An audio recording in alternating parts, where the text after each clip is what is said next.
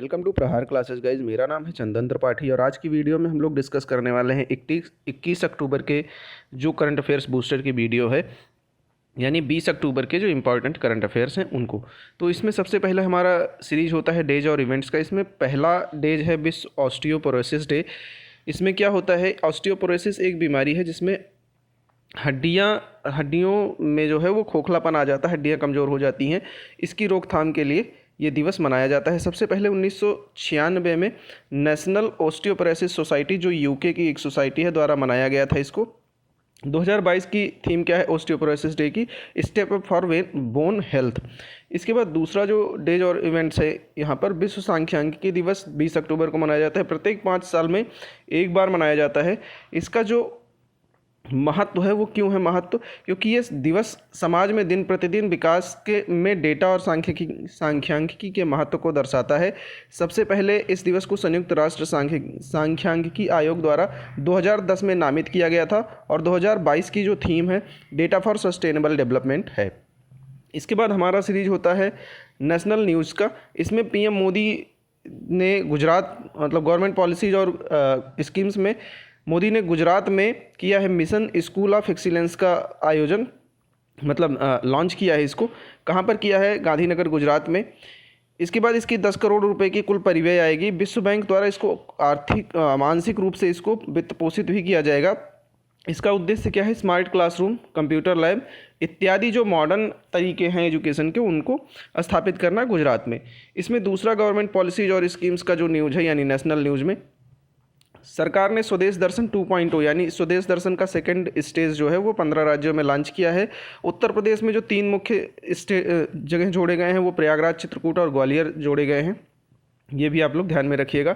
इसके बाद स्वदेश दर्शन 2.0 का जो पहला चरण है वो जनवरी 2023 से लॉन्च किया जाएगा। स्वदेश दर्शन 2014-15 में लॉन्च किया गया था। इसका जो थीम था वो थीम आधारित पर्यटन सर्किट को एकीकृत विकास के लिए ये योजना शुरू की गई थी। इसके बाद नेशनल अफेयर्स की अगली जो न्यूज़ है, national curriculum framework for foundational stage का शुभारंभ किया गया है। किसने किया है? केंद्रीय शिक्षा मंत्री धर्मेंद्र प्रधान जी ने किया है। कहाँ पर? दिल्ली में इसका शुभारंभ किया गया है। क्या है ये? वास्तव में शिक्षा प्रणाली के लिए पाठ्यक्रम, पाठ्यपुस्तकों और शिक्षण तंत्र के लिए दिशा निर्देशों के रूप में कार्य करेगा। और इसी के साथ ही इन्होंने केंद्रीय विद्यालयों में बाल वाटिका कार्यक्रम का भी शुभारंभ किया है। इसके साथ ही डिफेंस में जो अगला न्यूज़ आ रहा है, प्रधानमंत्री मोदी ने किया है गुजरात के दीसा में रणनीतिक हवाई अड्डे का शुभारंभ। रणनीतिक हवाई अड्डे का मतलब क्या है? जो डिफेंस के नज़रिए से इम्पॉर्टेंट हो। तो इसको विकसित कौन किया है? भारतीय वायुसेना के नए एयरबेस का उद्घाटन किया है इन गुजरात के बनासकांठा जिले के दीसा में। ये पूरा स्टेटमेंट आप लोग याद रखिएगा। गुजरात के बनासकांठा जिले के दीसा में इन्होंने ये हवाई अड्डा का शुभारंभ किया है। भारत पाक सीमा से मात्र 130 किलोमीटर दूर है और 2024 तक इसको चालू करने की उम्मीद है। इसके बाद प्रदीप सिंह खरोला जी के बारे में न्यूज़ आ रही है। ये स्क्रीन पे इनकी फ़ोटो शो हो रही होगी। प्रदीप सिंह खरोला को व्यापार संवर्धन संगठन का सीएमडी और अध्यक्ष नियुक्त किया गया है। ये आप लोग याद रखिएगा। भारतीय व्यापार संवर्धन संगठन को ITPO शॉर्ट फॉर्म में इसको बोलते हैं। इसी के साथ ये भी याद रखिएगा कि मार्च 2022 में उन्हें राष्ट्रीय भर्ती एजेंसी यानी नेशनल रिक्रूटमेंट एजेंसी के अध्यक्ष के रूप में भी नियुक्त किया गया था। ITPO का काम क्या है? ITPO का काम है कि भारत में विदेशी व्यापार को बढ़ावा देना है। कौन से मंत्रालय के अंदर में काम करता है? ये वाणिज्य और उद्योग मंत्रालय के अंदर में। 2015 से इसको मिनी रत्ना कंपनी की श्रेणी 1 में रखा गया है। स्थापना 1977 में की गई थी और इसका मुख्यालय नई दिल्ली में है। ये भी आप लोग याद रखिएगा। इसके बाद अगली जो न्यूज़ आ रही है वो ब्रिटेन के PM लिज ट्रस का इस्तीफा हुआ है। ब्रिटेन की PM थी ये आप इनका फ़ोटो स्क्रीन पर देख सकते हैं। इसके बाद इस्तीफा दे दिया है। इनका कार्यकाल सिर्फ 45 दिन का था। ऋषि सुनक जो हैं वो अगले प्रधानमंत्री हो सकते हैं लेकिन अभी हुए नहीं हैं, तो ये सिर्फ सूत्रों के द्वारा पता चला है। अगला न्यूज़ जो हमारा होता है वो बिजनेस और इकोनॉमी से होता है। तो CCI ने मेक माई ट्रिप, गोआईबीबो और ओयो पर सबसे ज़्यादा जुर्माना लगाया। किसी भी ऑनलाइन एप्लीकेशन पर जुर्माना CCI द्वारा लगाया गया सबसे अधिक जुर्माना था, ये 392 करोड़ रुपये है। CCI क्या है? कंपटीशन कमीशन ऑफ इंडिया, यानी भारतीय प्रतिस्पर्धा आयोग। कुछ चीज़ें इसके बारे में देख लेते हैं। भारतीय प्रतिस्पर्धा आयोग जो है वो एक सांविधिक निकाय है, यानी जो किसी अधिनियम से बनाया गया है या किसी कानून से बनाया गया है। प्रतिस्पर्धा अधिनियम 2002 के तहत इसको बनाया गया है।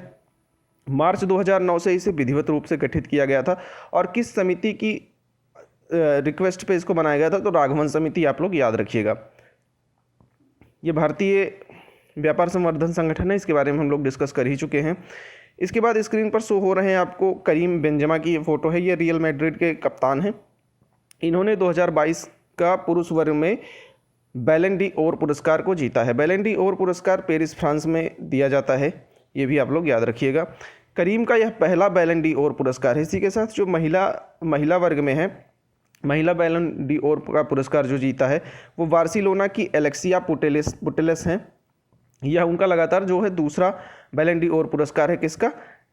एलेक्सिया पुटेलेस का। और बैलन डी ओर पुरस्कार के बारे में थोड़ा सा जान लेते हैं। 1956 में फ्रांसीसी समाचार पत्रिका फ्रांस फुटबॉल द्वारा प्रस्तुत एक वार्षिक फुटबॉल पुरस्कार है, ये भी आप लोग याद रखिएगा। अवार्ड्स एंड ऑनर्स की जो अगली सीरीज है उसमें देख लेते हैं। प्रधानमंत्री आवास योजना शहरी में बेस्ट परफॉर्मिंग स्टेट की श्रेणी में एमपी को दूसरा स्थान मिला है। तो पहला किसको मिला है? पहला त्रिपुरा को मिला है।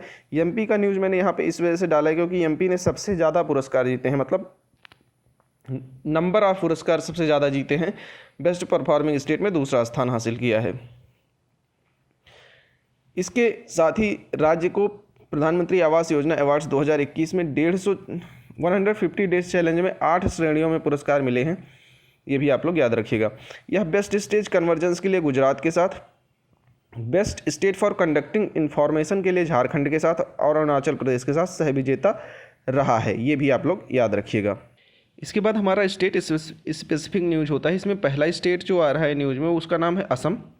असम में क्या हुआ? SJVN यानी सतलज जल विद्युत निगम ने असम में फ्लोटिंग सौर परियोजनाओं के लिए विकास के लिए मेमोरेंडम ऑफ अंडरस्टैंडिंग को हस्ताक्षर किया है। इसके बाद देख लेते हैं 1000 मेगावाट की फ्लोटिंग सौर ऊर्जा परियोजना के विकास के लिए असम विद्युत वितरण कंपनी यानी APDCL के साथ एक समझौता ज्ञापन पर हस्ताक्षर किया है। समझौता ज्ञापन के तहत एक कंपनी संयुक्त रूप से एक उद्यम बनाएगी और ये SJVN जो है 6000 करोड़ रुपए का निवेश करेगी असम में। SJVN क्या है? एक सार्वजनिक क्षेत्र का उपक्रम है जो जल विद्युत उत्पादन और पारेषण में शामिल है। SJVN का मुख्यालय कहाँ है? शिमला में है, ये भी आप लोग याद रखिएगा। अगला न्यूज़ जो आ रहा है वो है जम्मू और कश्मीर से। जम्मू और कश्मीर में क्या होगा? उपराज्यपाल मनोज सिन्हा ने जम्मू कश्मीर में उच्च शिक्षा परिषद की पहली बैठक की अध्यक्षता की है। इसमें क्या होगा कि जम्मू कश्मीर के कॉलेजों और विश्वविद्यालयों में नई जो राष्ट्रीय शिक्षा नीति 2020 में है उस तंत्र को लागू किया जाएगा और जवाबवाही के पर सुधार में कार्यान्वयन किया जाएगा। इसके साथ ही साजन भनवाल जी हैं। साजन भनवाल जी आपके स्क्रीन पर शो कर रहे होंगे। इन्होंने अंडर-23 वर्ल्ड चैंपियनशिप मेडल जीतने वाले पहले भारतीय बने हैं।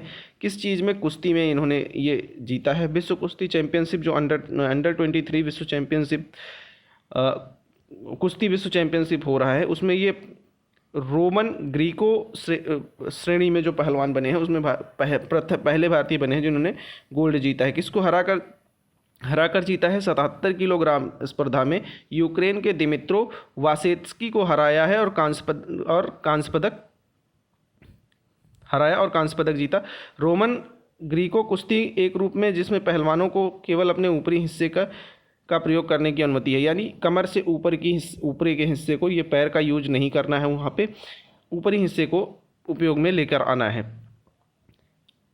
और अंडर-23 विश्व कुश्ती चैंपियनशिप जो है पहली बार 2017 में आयोजित किया गया था। इसके बाद स्पोर्ट्स का हमारा जो अगला सीरीज होता है उसमें मध्य प्रदेश में आयोजित होंगे 5वें खेलो इंडिया यूथ गेम्स, ये भी आप लोग याद रखिएगा। 5वें, और इसको लॉन्च किसने किया है? केंद्रीय युवा मामले और खेल मंत्री जो हैं वो अनुराग ठाकुर जी ने इसको लॉन्च किया है। 8 स्थानों पर आयोजित किए जाएंगे।